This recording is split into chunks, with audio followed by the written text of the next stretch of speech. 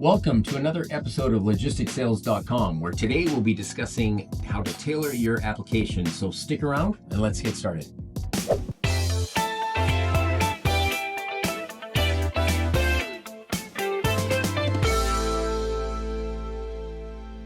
Welcome back, everyone, to LogisticsSales.com. I'm your host, Dean, and joining me as always are my co-hosts, Damon and Gail. How's everyone doing? I'm doing great, Dean. How are you?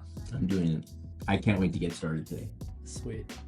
I'm also doing very good. I think we have some really exciting content for all of our viewers today, so let's get started. So here we are, still on the segment of navigating job opportunities. As discussed at the intro, we'll be discussing how to tailor your application today. We're going to look at how to craft a standout application and add that personal touch that's going to separate you from everybody else. You want to demonstrate your experience in ways that will attract you to future employers, and also customize your application so it aligns with the needs and wants of that potential employer. So it's really important. So stick around.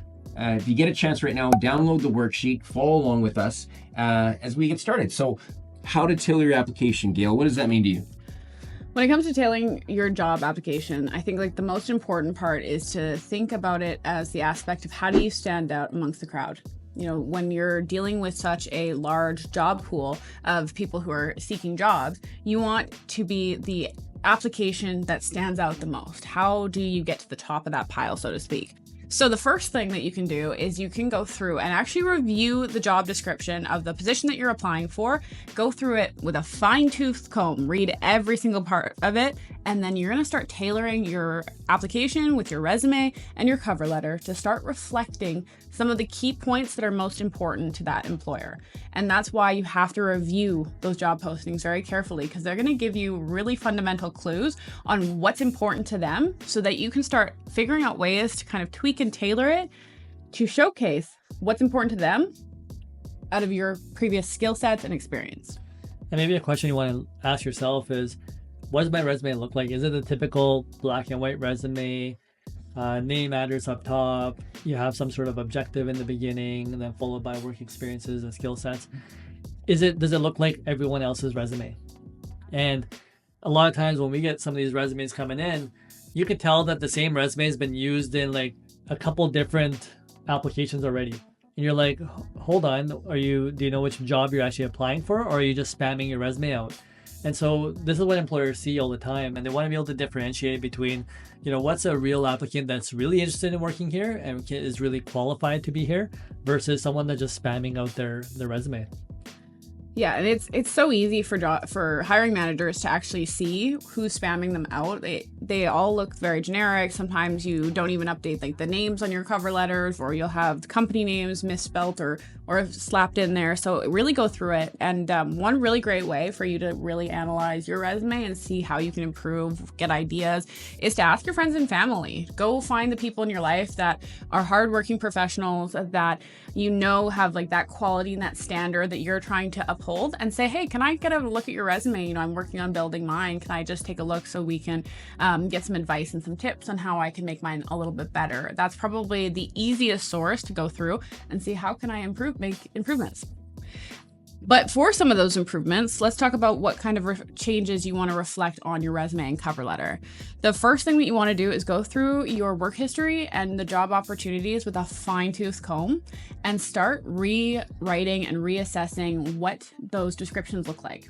What was the title of the role that you did? What were some of the main job duties that you were responsible for inside of that role? Does what you have written, does it reflect what the company is looking for? If it doesn't, take a look, figure out how you can reword it and restructure it to really represent what you're looking for out of that company. And make sure it matches you. And we always talk about this is be authentic in the way that you apply and the way that you are looking for some of these jobs, because eventually if your resume is over exaggerated by any chance, and then you go there and it doesn't match who you are as a person, then the company also gets confused. Like, okay, well, sometimes maybe they may even think you're overqualified for the position, so they may not even call you. But then what they also want to see is like who's matching towards the job opportunity that we have with the person that's actually applying. Yeah. And I think that's why it's important to really just focus on the relevant experience, whether it's through volunteer work or actual jobs that you did. You want to figure out what's relevant to that company, and those are the ones that you want to highlight. You may or may not want to put all of your experience in there depending on what your resume looks like. Sometimes, for example, if you're applying for a corporate job, but you worked at a fast food restaurant during a summer one year, maybe that doesn't apply and you don't want to include it. But if you do remove it, make sure that you're prepared to answer the question of what were you doing in that time frame, because employers do look at that. They'll look for employment gaps and they'll want to know what you were doing during that time. Yeah, there's always questions that you're going to be asked by the employers. And particularly if you're putting in measurable results of what you've achieved during some of your work experiences. And when you have things like measurable results that are in there, employers want to know, like, what was your role in there? What was your part in making that happen for the company? So make sure like you're able to answer those questions. Whatever you're going to put into your resume, you need to have an answer for. Yeah, and I think that's the key. You don't want to give all of the details in your resume, just a couple quick points of things that you were able to achieve at those jobs, and then have the story. So when you go in for that interview and they ask you about it, you can go through an entire dialogue of what you did, how you achieved it, the steps that were involved, and it really kind of adds as an emphasis to really back up what you put into your application. After that, you're also going to want to go through the skills section of your resume. You're going to find them interlaced throughout your resume and your cover letter anyways, but most people are going to have a small section maybe on the side of your resume where it goes through like key skills or key competencies that you have. Go through them for each and every application that you do and make sure that those ones match with what's important to the employer. And similar to the review skills part, you also want to review your application and make sure it matches the similar verbiage and terms that are used in the job posting, especially when you're applying with some of the larger companies. There's perhaps a computer system that is looking for those keywords and using algorithms to pull those out to even get you to the next level, to hopefully get you to the top of the pile. So, really putting in that extra effort in the beginning with your application is going to show the employer that you're not only interested in the job, but interested in them, which will make them hopefully that much more interested in you. Yeah, for sure. And I think just kind of as a side note as well, make sure that your resume is a brief description of the job that you did and the experience that you have. You don't want to make it a novel. You don't want to make it too long-winded or too complicated, because hiring managers are moving quickly. They've got a lot of applicants to screen through and they don't want to spend too much time looking at your resume. So just highlight like those key points and try and keep it on one page. That being said, if you are an executive, if you have a lot of high-level experience in that role, that really makes you a really good fit for the company. That's when you can start maybe looking at adding a second page to your resume if the information is relevant. So that's kind of the key there, is make sure if you are going to do the 2 pages for your resume, you want to make sure that it applies to that job and that it's going to be important for the hiring manager. And after you're done your application, make sure your resume, make sure you're proofreading it. I mean, the last thing you want is to have grammar errors or spelling mistakes, especially if this is a resume you're going to be handing out to multiple employers. Take the extra few minutes to make sure that you proofread and double check everything. Make sure it's relevant to what you're wanting for yourself. It's basically your own brand. So when your brand is this document that you're putting in front of them, at some point, if they're very interested in you to get you in for the interview, they're going to see that you're taking pride in yourself, because they're going to want a representative of their company that takes pride in their company. So again, it's just doing the little things right and putting in the time now to get you to that next step where you can ace your interview. And I don't know about the others here, but I know that when I was screening resumes, there were so many times where these easy, very simple mistakes were there that just a quick proofread would have fixed. Like I've gotten a resume that says, "Hi, Dave," and my name's not Dave. So you know that they didn't take the time to actually go through it and make sure that like they were edited and updated and according to the job posting that the person is applying for. So just 5-minute review, taking some time to go through it and make sure everything is there, make sure all your I's are dotted and your T's are crossed, and then you're ready and you can go ahead and send it out. For sure. Something that you also want to make sure that you do is add your personal touch. It's how do you differentiate again from that stack of resumes that we all get so used to looking at, and it almost puts us into like a resume coma because everything just looks the same. And employers, some of the things that employers look for are just straight down to the experiences. What experiences do you have? But then the things that are going to be able to set you apart, even if you don't have the experiences, is that personal touch. What are you doing to differentiate? And something that we notice nowadays is that people, and this was happening in Europe and Asia for a long time, but people are now starting to add their photos in North America. So making it pretty, right? Like, can you add color to your color and design to your resumes? Can you make it creative? What else can you do? Can you put links to your social media things on there? So that's something that's not typically seen, but a lot of people nowadays, when they're doing their reference checks, are looking back and saying, okay, well, let's see if the person that's presenting themselves on paper matches the person that we see on social media. And is there anything that's going to come back to the employer based on someone's social media account? So people are starting to really do that reference check. And another way to make it easier for somebody is just to kind of highlight those skills already on there. But what that also does is allows you to show your personality and who you are as an individual to the employer. And sometimes the social media really complements who you are as an applicant and actually becomes even more attractive to the employer to even hire. Yeah, it's we've all heard the term putting a face to the name, and there's nothing better than having somebody, when you get the resume in front of you, you're already putting that face to a name, and it's just not that black and white document your customer's looking at. But just to stress again what Damon was talking about, how important it is if you're looking for, or you're going after a company that it has similar beliefs as you, and has wants to hire like-minded people. You want to come across not just like-minded because you say you are, but you want to be genuine. So it's really important to go look at your social media sites and make sure what you're broadcasting out there in the world is what you're portraying on your document. Because whether or not you post your social media links, for years now, employers are going through social media to see what you're all about. So as you're going through, today we're talking about tailoring your application and taking the time to go through to tailor it for each specific job. Take the time to also go through your social media links, whether it's on LinkedIn or it's Facebook or Instagram or other accounts that are out there. What is on there is out there for the world to see. So make sure if you have something that if an employer were to look you up, it's something you'd be proud to portray. For sure. And we always talk about the research component. How important is it to research your employer? Now imagine an employer receives your resume and it has their logo on it. Maybe it has a photo of you standing in front of their location and you're maybe enjoying something at their place, right? But the more it's tailored towards the actual employer as to what they actually may be doing, who their customers are, just showing some understanding and level of experience for the actual job. And so a lot of people reach out to me on LinkedIn, and they'll send me photos of themselves on trucks and doing things in logistics, and it just shows that, okay, all right, these people obviously have some experience, and it gives them that different layer of character as well, and personalization, where you start getting to know them because you're like, oh wow, hey, this is what they're doing, maybe in a different part of the world, or maybe where they are, and maybe it appeals to me because I haven't seen that before. But having that visual aspect of a resume, which is typically just black and white, and now having it actually come to life is something that, again, employers would probably be looking for and would make you stand out. Yeah. And I think, speaking of coming to life, I think one of the most simplistic but most effective ways when you're going through that application process is to get your resume, get your cover letter, go through it with a fine-tooth comb, make sure it's good, and then go to the employer. Walk in those doors, say, hey, my name is, and I'm here to apply for such and such job. Here's my resume, here's my cover letter. That impact of just being able to get some face time in to show the face that goes with the name, it really does go a long way. Yeah, that's a great point.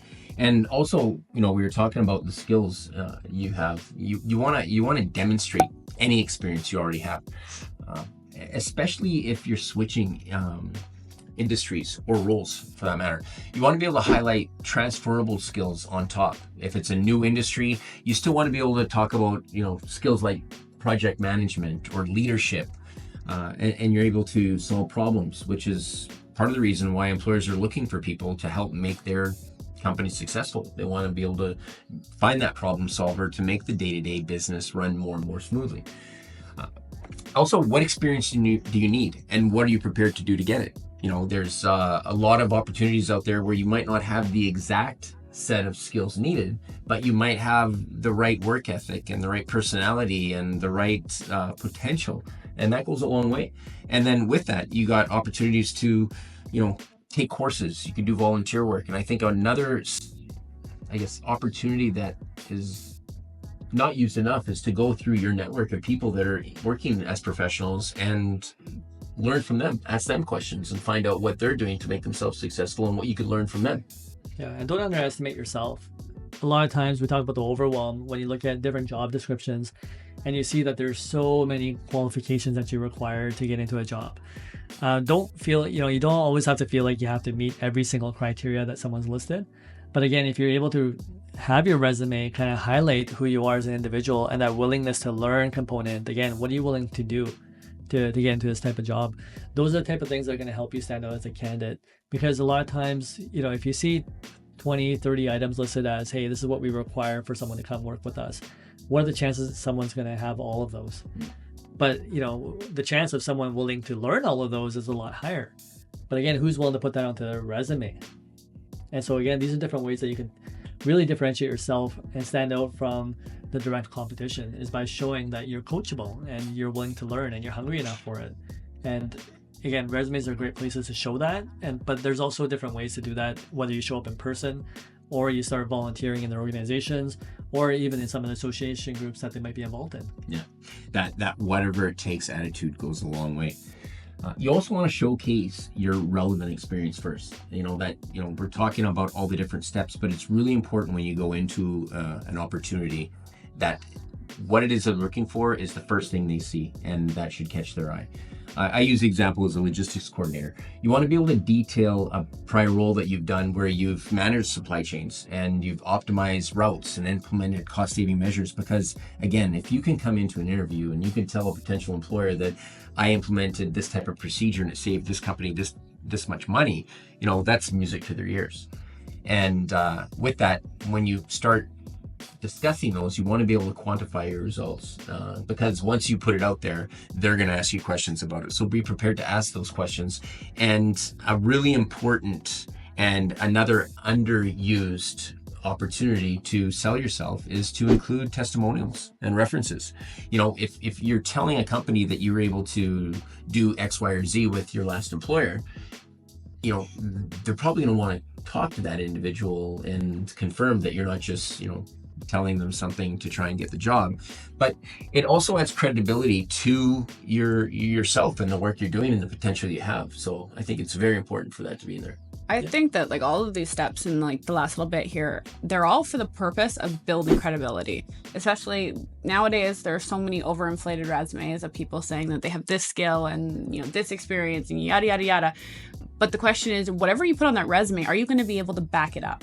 Are you going to be able to sit down in an interview and give clear answers, paint pictures of the achievements that you made and how you did it and what steps were involved? If you can do that, if you can answer that question honestly, that's going to put you as an authentic candidate. If you come into an interview and you said you can do this, this, and this, and then they say, okay, give me an example, and you go blank, it automatically is going to put you at the bottom of the list. And employers will test you. And that's another thing too, is people will actually test you on the stuff that you say that you can do. And again, if you want something long-term, be authentic. Don't over-exaggerate your resume. And I know a lot of people have been taught to over-exaggerate their skills, and one of the things is if you're a dog walker, you don't want to sit there and over-exaggerate and say, I have business management skills, I have leadership skills, I've done payroll and now I'm an accounting major in an entrepreneurship venture.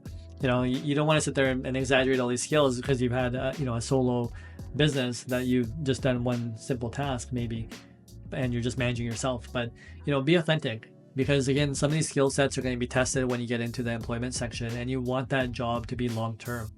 And employers will pick it up because they'll have that interview with you. And if you're not able to answer those questions, then they're going to maybe question why it's even in your resume.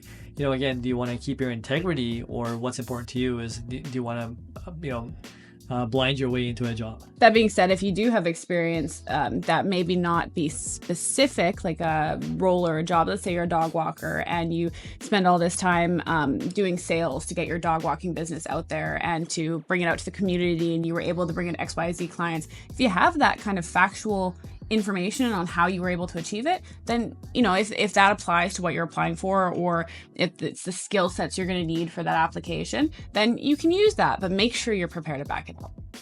Yeah. And some of the questions that we typically ask as an employer is, which programs are you familiar with? How did you utilize some of those programs? And when it comes to measurable results, how did you obtain those results? So employers will ask you a lot of these questions, and they're going to want to hear answers because they've already actually been through it themselves. So now we get into the question of why. Why do you need to tailor your application? I think like the first and foremost reason is that employers are overwhelmed with an influx of resumes every single day. There's such a massive job market out there that they need a reason to pick your resume up over everyone else's. So by doing some of these things that we've suggested, it's going to be the differentiator between you and everybody else. It's going to be what puts your resume on that top of the pile. And that's ideally is what you want, is you want your resume to be the one that they're like, I'm going to look at this one first. And they're going to be the first call I call for an interview because of what you put into it. 100% Gil. I think it's how do you differentiate yourself from the 95% of resumes that all look the same? Right away, if you tailor your application, you're going to be in the top 5% regardless. Yeah, and when you do tailor your application, it proves that you have interest. That proves that you have passion for whatever they're hiring for, whether it's an industry or a specific job role. If you've tailored your resume and your cover letter and the application process to reflect what's important to that company, it does shine through. And it's going to be one of the biggest things that they're going to pick up on first, because most people don't do that step. Most people have their standard resume with their experience and their volunteer work and their whatever it is, and they send it out just like that, and it doesn't have anything that draws the hiring manager. You need those hooks, you need those keys that are going to get that hiring manager to go, oh, this is a really interesting one, I should give this guy a call. Yeah, well, you mentioned you got that one resume before where it was the cover letter was addressed to Dave. It just shows the lack of attention or interest to detail, which will shine through. Hiring managers see through that all the time. You know the generic ones that are sent out. We talked about those spam resumes going all out. But if you take the time and craft that cover letter and resume to the actual posting that's they're looking to fill, that should help capture their attention and get you to the top of the pile. And with medium to large size corporations, we see so often nowadays that even when you submit your resume, it actually goes into a computer automated system. And a lot of companies were using this ATS type of program, which was actually pre-screening some of the resumes to see if they're even qualified. So don't think that sometimes that organic resume is going to work everywhere. You got to tailor it to actually get by even some of these automated systems, which are actually checking these resumes prior to them even going to an HR manager. So we've tailored our application, we've sent it off. Now what? Now it's all about the follow-up, Dean. So the process doesn't end after you send your resume. It's all about taking a look at the next step and saying, okay, if I've sent my resume off, is that the end of it? And should I just wait? Or can I get proactive? And what we teach here is how do you become proactive and actually take the initial steps, take the extra steps to actually get in front of somebody and figure out like, hey, you know what? If I want this job bad enough, am I willing to go after it? And sales is all about going after it and getting what you want. And so for that, we also want to make sure we follow up according to what the job is. And so take a look at the job description. A lot of times it'll teach you how to follow up with the company. You know, the questions you want to ask yourself is it right away that they're looking for somebody? Is it, are they looking for applicants between a certain period of time? You know, whether it's 1 to 3 months, sometimes even longer if you're looking for executive roles. But look at what their planning is and how immediate that position is going to be. If it's someone that they require right away, you're gonna have to follow up immediately. If it's a pool where you're in a pool of clients or a pool of candidates that they're going to take a couple months to do, now follow up maybe a month from now, 2 months from now. Maybe create a simple follow-up system for yourself and decide whether you're going to do it in person, whether you're going to do it on the phone, whether you're going to do it by email. There's so many different ways to do the follow-up. But what that also allows you to do is show who you are as a person. Are you a go-getter? Are you able to show your confidence, your personality? Are you able to show different traits about yourself, about how hungry you are for that position? But it's your opportunity to connect and network with your employer and show them why they should hire you as an individual. Yeah, I think the key really is about staying hungry, but also being smart about it. You know, if you have, for example, a application process that's going to take 2 to 3 months, you may not want to follow up the day that you submit your resume, but you do want to have a system in place. You want to be smart about the approach and that contact points. For more than one reason. It's also going to take you from maybe the bottom of the pile or somewhere in the middle, because especially like large jobs or like those executive roles, they may have hundreds of applicants. So how do you get yourself out of the mix of everyone else and back to the top of the pile? And so following up, it really is going to push the hiring manager to take another look at your resume. And that's ultimately the goal, is to say, oh, okay, who is this guy again? Oh, okay, this is who he is. It goes back to that whatever it takes attitude. You know, you want to be respectful. And sometimes you never know with the follow-up. There might have been a situation where you left your resume at the front when you came, and all of a sudden it disappeared. And they're like, oh, I'm so glad you called. We don't have your resume, or we lost it, or can you send it again? And, you know, be prepared to say, actually, no, I'll come right down. I'll bring it in person. You know, that shows initiative. You bring it there, and, you know, you never know what happens. But once you do that, you got to be prepared, you know, for that next step. You always have to outwork the competition. Remember, if you outwork the competition, that's your chance to move ahead of everybody else. Yeah. And that means being prepared for that interview. So now that you've sent off your application, maybe you've got a call and they've called you in for an interview, are you ready for it? And one of the best ways to do that is to start preparing from the moment that you submit your application, because you never know when you're going to get that call. Sometimes hiring managers are really busy. They're screening interviews and they're going through different interviews on a consistent basis, just sometimes all day. And so they might call you at noon and say, hey, can you come in at 1? Are you ready for that interview? Have you prepared? Have you figured out your storylines and how you're going to prove that the skill sets and the experience that you've listed on your resume is actually something that you're capable of achieving and capable of transferring over to this new organization? And expect it when you follow up. Like if you're doing a follow-up, they might just call you in for that interview right away. They may do it over the phone. They may do it in person. They may even do it over email. You just never know when they're going to actually ask you. But if you're doing the follow-ups, be prepared. Yeah. I use the term failure to prepare is preparing to fail. And I've applied that in so many different things. And from the time we were looking at, you know, navigating job opportunities to now tailoring our application, we should already start to know a lot about the employer by the time we've gone through and researched them enough to prepare and tailor application to be, you know, I want to work for this company. So you already have a foundation of information at your disposal as you're preparing. And then once you prepare your resume, what would you want to ask yourself when you're going through it? I think that's a lot. Or you talk to a friend and, you know, hey, Gail, check this out. You know, I'm applying this position. Any questions you have for me? And it's okay to role play. Any little thing to get you prepared is going to have you that much more ready when you get in front for that big day. 100%, Dean. Which brings us to our next episode. Next week, we're going to be talking about navigating job opportunities, acing the interview, as we stay on this segment for a few more episodes. And we're going to be discussing how to not just prepare, but how to negotiate terms and land the job of your dreams. So stick around as we continue this journey with you, and we look forward to seeing you soon. Take care. Bye, everyone. Bye, guys.